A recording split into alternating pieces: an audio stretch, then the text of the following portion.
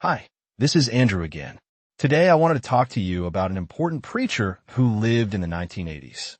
In the pantheon of American religious history, few figures loom as large as George Whitefield, the English Anglican preacher whose electrifying sermons helped ignite the Great Awakening that transformed the spiritual landscape of colonial America.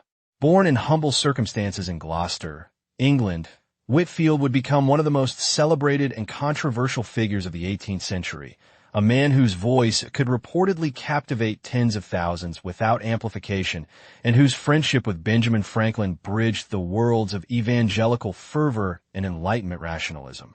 His life story reads like a testament to the power of conviction, the complexities of faith, and the profound impact one individual can have on the course of history. First, let's look at Whitefield's early life in England.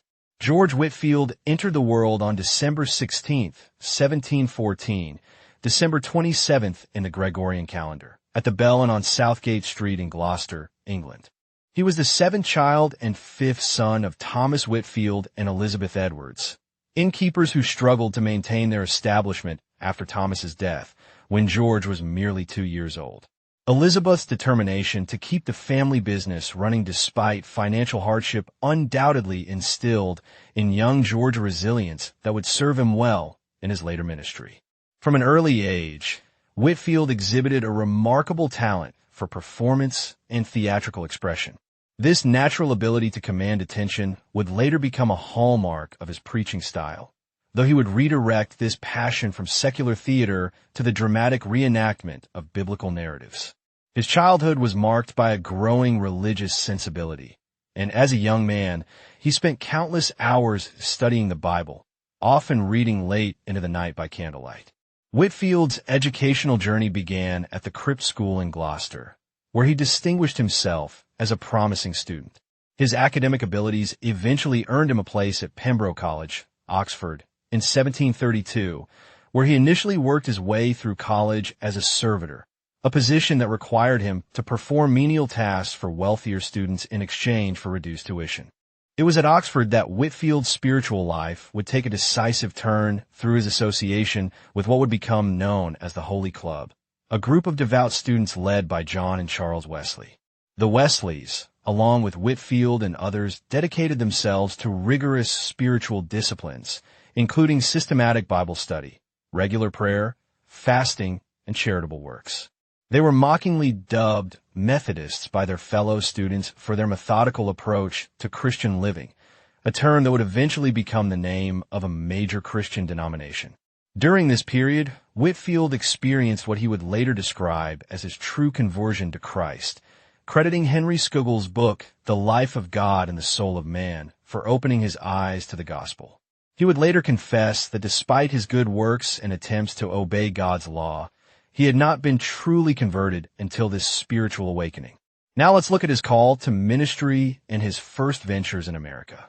Whitefield's theological convictions solidified around Calvinist doctrines, particularly the Church of England's position on predestination, which would eventually put him at odds with the Wesley brothers' Arminian leanings. Despite these theological differences, their early ministry collaborations would prove transformative for all involved. In 1736, Whitefield was ordained as a deacon in the Church of England at Gloucester Cathedral, delivering his first sermon at St. Mary Delaware Crypt Church on the topic of the necessity and benefit of religious society.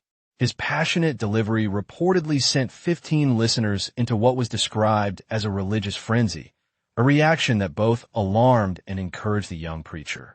Whitefield's reputation as a powerful orator spread rapidly throughout England. His ability to project his voice without modern amplification became legendary. Benjamin Franklin would later estimate that Whitefield could be heard by audiences as large as 30,000 people. This remarkable vocal power, combined with his dramatic delivery and emotional appeals, made his sermons unforgettable experiences for those who heard them. The turning point in Whitefield's ministry came in 1738 when he felt called to serve as a parish pastor in Savannah, Georgia, in the American colonies. Before departing, He invited John Wesley to preach in the open air for the first time at Kingswood near Bristol, and then at Blackheath in London. This innovation, taking the gospel outside church walls to reach common people who might never enter formal worship services, would become a defining characteristic of the Great Awakening. Whitefield arrived in America in 1738, just shy of his 25th birthday, and immediately set about establishing what would become his signature charitable project, an orphanage in Georgia. The colony had been established partly as a haven for England's worthy poor, including debtors who chose the uncertain promise of America over imprisonment. Whitefield's Bethesda Orphanage, founded in 1740, would become the oldest extant charity in North America. What impact did Whitefield have on the Great Awakening in America? The Great Awakening, a series of religious revivals that swept through Britain and the American colonies in the mid-18th century, found its most effective exponent in George Whitefield. His preaching style emphasized personal conversion experiences, emotional responses to the gospel, and the necessity of a new birth in Christ. Themes that resonated deeply with colonial Americans seeking spiritual authenticity beyond the formalism of established churches. Whitefield's impact on colonial religious life was nothing short of revolutionary. Unlike local pastors who were bound to specific congregations, Whitefield was an itinerant evangelist who traveled extensively throughout the colonies, preaching to diverse audiences regardless of denominational affiliation.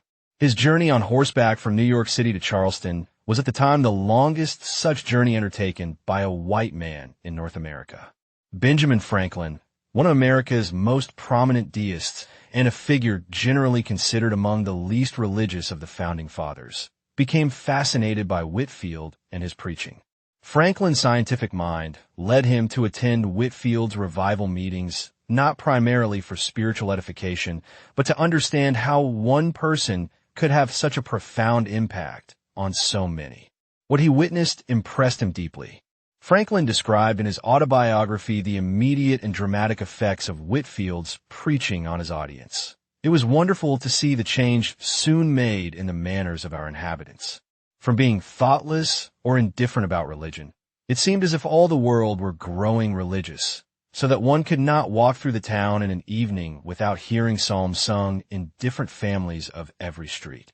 Franklin also conducted a practical experiment to verify Whitefield's legendary vocal power. While Whitefield preached from the Philadelphia courthouse, Franklin walked away toward his shop on Market Street until he could no longer hear the preacher distinctly. He estimated that Whitefield's voice carried clearly over 500 feet, an extraordinary feat in an era without microphones. What should we know about the unlikely friendship Whitefield with Benjamin Franklin? The relationship between George Whitefield and Benjamin Franklin represents one of the most intriguing friendships of the 18th century, bridging the worlds of evangelical fervor and Enlightenment rationalism. Despite their theological differences, Franklin never embraced Whitefield's evangelical message despite the preacher's persistent efforts. The two men developed a deep mutual respect that lasted until Whitefield's death. Franklin supported Whitefield's ministry in practical ways. When Philadelphia clergy refused Whitefield access to their pulpits, Franklin purchased a building to provide a venue for the preacher and other itinerant ministers. Franklin also printed Whitefield's sermons and journals, recognizing their commercial value as well as their cultural significance. The Pennsylvania Gazette, which Franklin published, frequently carried announcements of Whitefield's preaching engagements and charitable activities. Their friendship extended beyond professional collaboration.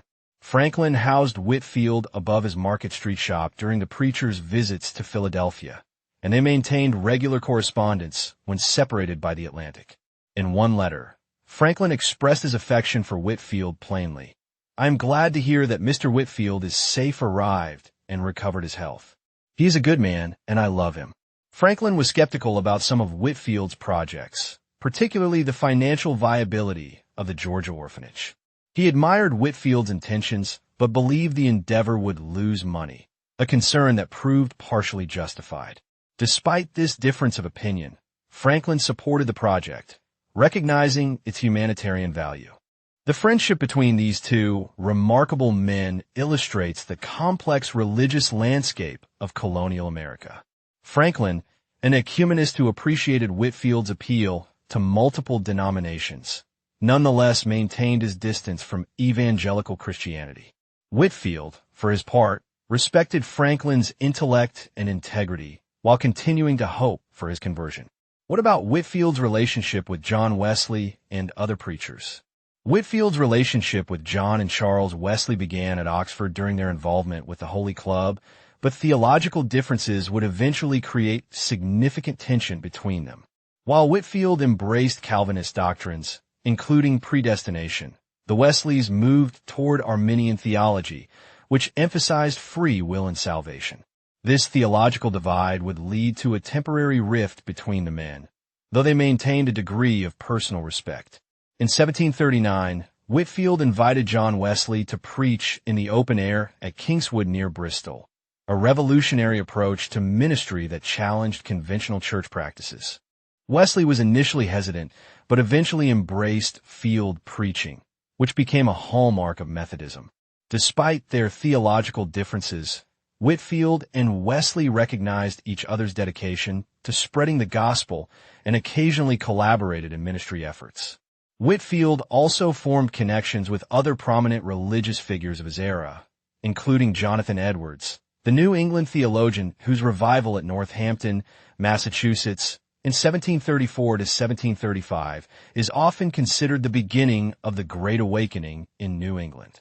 Edwards, though a pastor with a more scholarly and less theatrical approach than Whitefield, recognized the power of Whitefield's preaching and welcomed him to Northampton in 1740.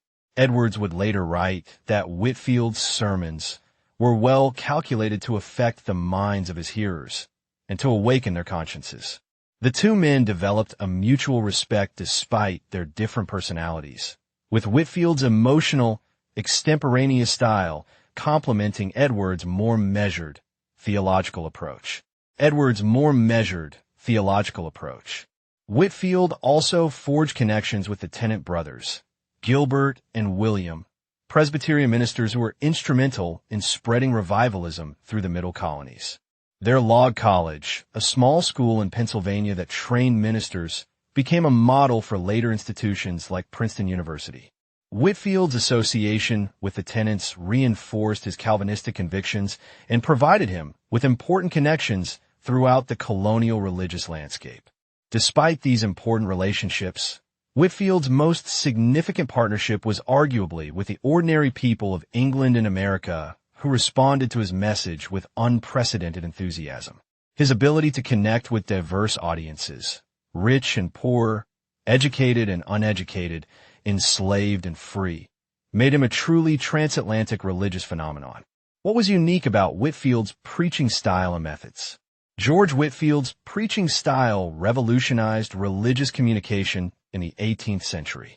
Unlike the formal, academic sermons typical of his era, Whitefield's messages were characterized by emotional intensity, dramatic delivery, and direct appeals to the personal experience of his listeners. He possessed what contemporary accounts described as a voice of thunder that could carry for hundreds of feet without amplification. Whitefield's theatrical background served him well in the pulpit. He employed dramatic techniques, including gestures, facial expressions, and voice modulation to bring biblical narratives to life. He could shift seamlessly from thundering condemnation of sin to tender expressions of divine love, often moving entire audiences to tears of repentance and joy. Benjamin Franklin, who witnessed Whitefield's preaching on multiple occasions, noted that the multitude that attended his sermons were enormous, and it was a matter of speculation to me to observe the extraordinary influence of his oratory on his hearers. Perhaps most revolutionary was Whitefield's willingness to preach outside church walls. When traditional clergy denied him access to their pulpits, he took to fields, marketplaces, and public squares, reaching audiences who might never enter formal worship services. This innovation democratized religious preaching and challenged the authority of established churches. In 1739, Whitefield began preaching outdoors to coal miners at Kingswood near Bristol, reaching thousands of working-class people who had been neglected by the Church of England. Whitefield was also a pioneer in using print media to extend his ministry. He published his sermons and journals, which circulated widely on both sides of the Atlantic. These publications allowed his message to reach even those who never heard him preach in person, multiplying his influence exponentially. His autobiography, published in multiple volumes, became a bestseller and inspired countless readers with its account of spiritual awakening and missionary zeal. What should we know about Whitefield's theological convictions and controversies? Whitefield's theological orientation was firmly Calvinist, emphasizing doctrines such as predestination, total depravity, and irresistible grace. This theological stance put him at odds with John and Charles Wesley, who embraced Arminianism, which emphasized free will and salvation. The theological differences between these men would eventually lead to a significant rift in their relationship and in the Methodist movement they helped found. The controversy between Whitefield and the Wesleys came to a head in 1741 over the doctrine of free grace. Whitefield published a sermon defending predestination, while Wesley responded with a pamphlet arguing that God's grace was available to all who would accept it. Despite attempts at reconciliation, the theological division proved irreconcilable, leading to the formation of separate Calvinistic Methodist and Arminian Methodist movements. Whitefield's Calvinism also attracted criticism from those who found his emphasis on human sinfulness and divine sovereignty excessive. Detractors mockingly called him Dr. Squintum because of a childhood illness that left him with a permanent squint in one eye. Satirists caricatured his emotional preaching style, suggesting it was more theatrical than spiritual. Despite these criticisms, Whitefield remained steadfast in his theological convictions, believing them to be faithful to Scripture and essential to true revival. Another controversy surrounding Whitefield involved his relationship with slavery. Like many of his contemporaries, Whitefield owned slaves and defended the institution as economically necessary. He even advocated for the legalization of slavery in Georgia, where it had initially been prohibited. He used enslaved labor at his Bethesda orphanage and argued that slavery could be a means of Christianizing Africans. This aspect of Whitefield's legacy stands in stark contrast to his otherwise compassionate ministry and remains a troubling dimension of his historical memory. What should we know about Whitefield's philanthropic ideas and especially the Bethesda Orphanage Project? Among Whitefield's most enduring tangible legacies is the Bethesda Orphanage near Savannah, Georgia, which he founded in 1740. The institution reflected his deep concern for the disadvantaged, particularly children, and his belief that Christian charity should be expressed in practical ways. Bethesda became the oldest extant charity in North America and continues to operate to this day. Whitefield's motivation for establishing the orphanage stemmed from his observation of the harsh conditions facing children in colonial Georgia. The colony had been founded partly as a haven for England's worthy poor, including debtors and other disadvantaged individuals. Whitefield believed that caring for orphan children was both a Christian duty and essential to the colony's future well-being. Funding the orphanage proved a constant challenge. Whitefield made repeated fundraising trips to England and America, appealing to wealthy patrons and ordinary citizens alike. Benjamin Franklin, though skeptical about the financial viability of the project, supported Whitefield's efforts and helped publicize the cause in Pennsylvania. Despite these efforts, the orphanage struggled financially throughout Whitefield's lifetime, reflecting both the ambitious scope of his vision and the limited resources available in the colonial context. Whitefield's philanthropic efforts extended beyond the orphanage. He raised funds for various charitable causes and encouraged his followers to practice practical Christianity through acts of mercy and compassion. These efforts reflected his belief that true faith must be expressed in concrete actions that benefit those in need, not merely in emotional religious experiences. Whitefield's later years were marked by continued itinerant ministry, frequent Atlantic crossings, and declining health. He made 7 trips to America in total, each one involving arduous travel and demanding preaching schedules. His relentless pace eventually took a toll on his physical health, though he continued preaching almost until his final days. On September 30th, 1770, Whitefield died in Newburyport, Massachusetts, while preparing to preach. He was buried in the crypt of the Old South Presbyterian Church beneath the pulpit where he had intended to speak that day. His death was widely mourned on both sides of the Atlantic, with newspapers publishing extensive tributes to the man who had touched so many lives through his ministry. Whitefield's legacy is complex and multifaceted. As a preacher, he helped spark the Great Awakening that transformed American religious life, emphasizing personal conversion, emotional experience, and democratic access to religious expression. His methods, field preaching, use of print media, and emotional appeals became standard features of evangelical Christianity that persist to this day. As a theologian, Whitefield defended Calvinist doctrines at a time when they were increasingly challenged by Arminian alternatives. His theological convictions shaped the development of Calvinistic Methodism and influenced later evangelical movements that emphasized divine sovereignty and salvation. As a philanthropist, Whitefield demonstrated concern for the disadvantaged through his orphanage and other charitable efforts, though his defense of slavery complicates this aspect of his legacy. Perhaps most significantly, Whitefield helped forge a new religious identity that transcended denominational boundaries. His ministry to people of all backgrounds and his emphasis on shared evangelical convictions contributed to a sense of common purpose among diverse Protestant groups. This ecumenical dimension of his work laid groundwork for later movements that emphasized cooperation across denominational lines. George Whitefield's influence on American religious and cultural life extends far beyond his immediate historical context. His preaching helped democratize Christianity in America, challenging hierarchical structures and emphasizing the priesthood of all believers. This democratizing impulse contributed to broader social and political developments that would culminate in the American Revolution. The emotional, experiential dimension of Whitefield's ministry helped shape American religious character in ways that persist to this day. The emphasis on personal conversion, heartfelt worship, and direct experience of God that characterized his preaching became hallmarks of evangelical Christianity in America.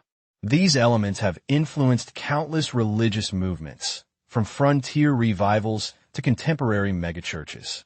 Whitefield's use of media to extend his ministry anticipated modern approaches to religious communication. His publication of sermons and journals, his cultivation of press coverage, and his understanding of how to shape public opinion demonstrated a sophisticated grasp of communication that would be emulated by later religious leaders. The relationship between Whitefield and Benjamin Franklin also offers insights into the complex interplay between religion and Enlightenment rationalism in colonial America. Their friendship, despite theological differences, suggests a degree of mutual respect and dialogue between these important intellectual traditions. This dialogue helped shape American culture in ways that balanced religious enthusiasm with practical reason. What is Whitefield most remembered for? George Whitefield's enduring legacy rests on several pillars that continue to shape religious thought and practice centuries after his death. Primarily, he is remembered as the driving force behind the Great Awakening, the religious revival that swept through the American colonies in the mid-18th century.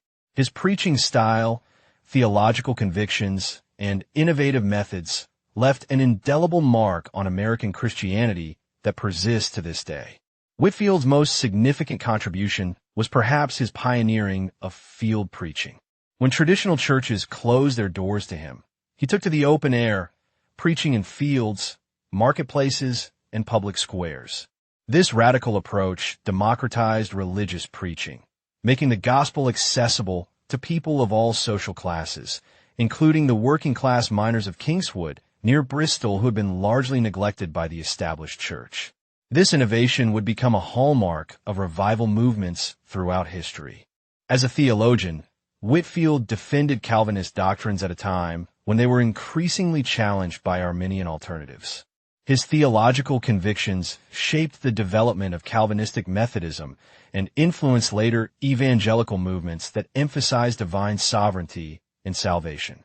As a philanthropist, Whitefield demonstrated concern for the disadvantaged through his orphanage and other charitable efforts, though his defense of slavery complicates this aspect of his legacy. 6. Perhaps most significantly, Whitefield helped forge a new religious identity that transcended denominational boundaries. His ministry to people of all backgrounds and his emphasis on shared evangelical convictions contributed to a sense of common purpose among diverse Protestant groups.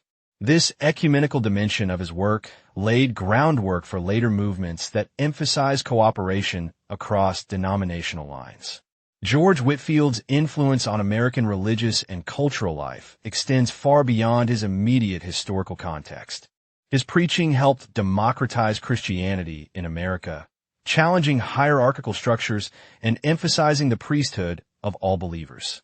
This democratizing impulse contributed to broader social and political developments that would culminate in the American Revolution. The emotional, experiential dimension of Whitefield's ministry helped shape American religious character in ways that persist to this day. The emphasis on personal conversion, heartfelt worship, and direct experience of God that characterized his preaching became hallmarks of evangelical Christianity in America. These elements have influenced countless religious movements, from frontier revivals to contemporary megachurches. Whitefield's use of media to extend his ministry anticipated modern approaches to religious communication. His publication of sermons and journals, his cultivation of press coverage, and his understanding of how to shape public opinion demonstrated a sophisticated grasp of communication that would be emulated by later religious leaders. The relationship between Whitefield and Benjamin Franklin also offers insights into the complex interplay between religion and Enlightenment rationalism in colonial America. Their friendship, despite theological differences, suggests a degree of mutual respect and dialogue between these important intellectual traditions. This dialogue helped shape American culture in ways that balanced religious enthusiasm with practical reason. What is Whitefield most remembered for? George Whitefield's enduring legacy rests on several pillars that continue to shape religious thought and practice centuries after his death. Primarily, he is remembered as the driving force behind the Great Awakening, the religious revival that swept through the American colonies in the mid-18th century. His preaching style, theological convictions, and innovative methods left an indelible mark on American Christianity that persists to this day. Whitefield's most significant contribution was perhaps his pioneering of field preaching. When traditional churches closed their doors to him, he took to the open air, preaching in fields, marketplaces, and public squares. This radical approach democratized religious preaching, making the gospel accessible to people of all social classes, including the working-class miners of Kingswood near Bristol who had been largely neglected by the established church. This innovation would become a hallmark of revival movements throughout history. Whitefield's relationship with other religious leaders of his era, including Jonathan Edwards and the Tennant brothers, also contributed to his historical significance. These connections helped create a network of revivalist ministers who collectively transformed the religious landscape of colonial America.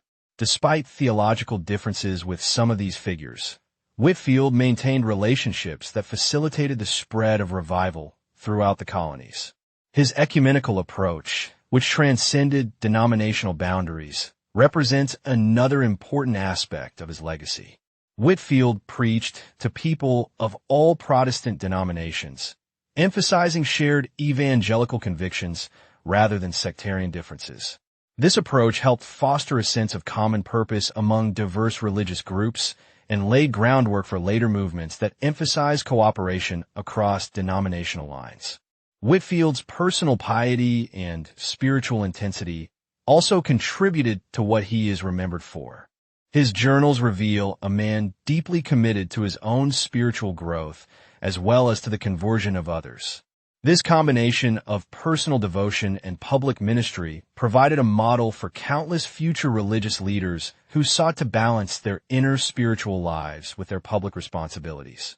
His impact on American culture beyond the religious sphere also deserves mention. The Great Awakening that Whitefield helped ignite contributed to broader social and political developments that would eventually culminate in the American Revolution. The democratizing impulses of the revival movement, with their emphasis on individual experience and resistance to established authority, helped create a climate conducive to revolutionary ideas. Whitefield's theological legacy continues through institutions that bear his influence, including the Calvinistic Methodist movement that developed in Wales and the evangelical traditions that trace their roots to the Great Awakening. These institutional expressions of his theological convictions ensure that his influence continues to be felt in contemporary religious life. His personal qualities, including his remarkable energy, organizational skills, and dedication to his calling, also contribute to what he is remembered for. Whitefield pushed himself so hard in his ministry that he often suffered physically afterward, sometimes experiencing a vast discharge from the stomach, usually with a considerable quantity of blood. This self-sacrificial approach to ministry inspired both admiration and concern among his contemporaries. Whitefield's ability to connect with diverse audiences represents another important aspect of his legacy. He preached to enslaved Africans as well as to white colonists, to the wealthy as well as to the poor, to the educated as well as to the uneducated. This remarkable versatility allowed him to have an impact that transcended social and cultural boundaries. His influence on subsequent religious movements, including the Second Great Awakening of the early 19th century and the various evangelical revivals that have occurred throughout American history, also represents a significant part of what he is remembered for. The methods he pioneered, including field preaching, emotional appeals, and use of media, became standard features of American revivalism. Whitefield's literary legacy, including his sermons, journals, and letters, continues to be studied by scholars and religious practitioners alike. These writings provide insight into his theological convictions, his understanding of the Christian life, and his approach to ministry. They also serve as primary sources for understanding the religious and cultural history of the 18th century. His role as a bridge between English and American religious traditions also represents an important aspect of his legacy. Whitefield helped create a transatlantic evangelical culture that connected religious developments in Britain and America. This cross-cultural exchange enriched both traditions and facilitated the spread of revival ideas on both sides of the Atlantic. Whitefield's death in 1770, while preparing to preach in Newburyport, Massachusetts, marked the end of a remarkable ministry, but not the end of his influence. His funeral drew thousands of mourners, and his legacy continued to shape American religious life long after his death. He was buried in the crypt of the Old South Presbyterian Church beneath the pulpit where he had intended to speak that day, a fitting final resting place for a man whose life was dedicated to preaching. In conclusion, George Whitefield is remembered as a complex and influential figure whose impact on American religious and cultural life continues to be felt more than 2 centuries after his death. His preaching style, theological convictions, innovative methods, and personal qualities combined to make him one of the most significant religious figures in American history. The Great Awakening that he helped ignite transformed the spiritual landscape of colonial America and laid groundwork for subsequent religious developments that would shape the nation's character and destiny.